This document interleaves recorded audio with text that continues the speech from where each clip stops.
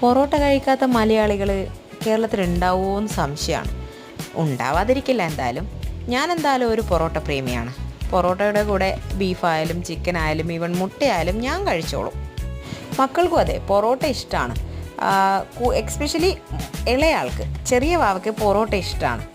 അവൾക്ക് എൻ്റെ ശീലമാണ് കിട്ടിയതെന്ന് തോന്നുന്നു. കാരണം ഞാൻ അവളെ പ്രഗ്നൻ്റ് ആയ സമയത്ത് പൊറോട്ട നന്നായിട്ട് കഴിച്ചിട്ടുണ്ടായിരുന്നു. അതിൻ്റെ ഒരു ഇതാണോ എന്നറിയില്ല.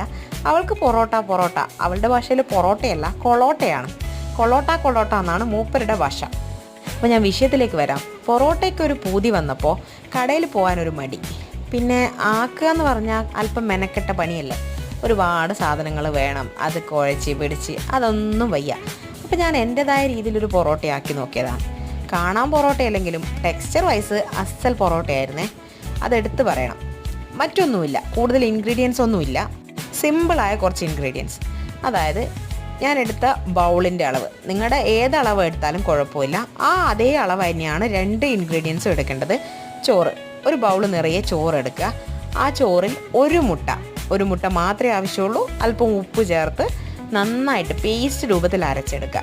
ഈ അരച്ചെടുത്ത ബാറ്ററിലേക്ക് ഇതൊരു പാത്രത്തിലേക്ക് മാറ്റി ഇതിലേക്ക് അതേ കപ്പ് അളവ് മൈദ ചേർത്ത് നന്നായിട്ട് പൊറോട്ടയ്ക്ക് കുഴക്കുന്ന പോലെ കുഴച്ച് ബൗളുകളാക്കി വെക്കുക. അത് പരത്തിയെടുത്ത് ഞാൻ കാണിച്ചല്ലോ അതുപോലെ മടക്കി അതിൽ മൈദ മാവിൽ എണ്ണ, അതായത് ഓയിൽ മിക്സ് ചെയ്ത് ജ്യൂസി രൂപത്തിലാക്കി അതിൻ്റെ പുറത്ത് തേച്ച് വെച്ചാൽ നമുക്കത് ആ ലെയർ കറക്റ്റ് മടക്കിൽ കിട്ടും.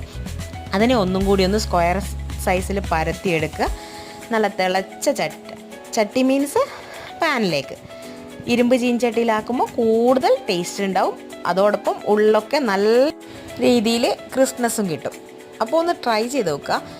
ആക്കി കഴിഞ്ഞ ശേഷം ഇങ്ങനെ ലെയർ രൂപത്തിൽ കിട്ടുന്ന ഒരു പൊറോട്ട നിങ്ങൾക്ക് കഴിക്കാൻ പറ്റും. ഞങ്ങളൊരു മുട്ട റോസ്റ്റങ്ങ് കാച്ചി, സൂപ്പർ.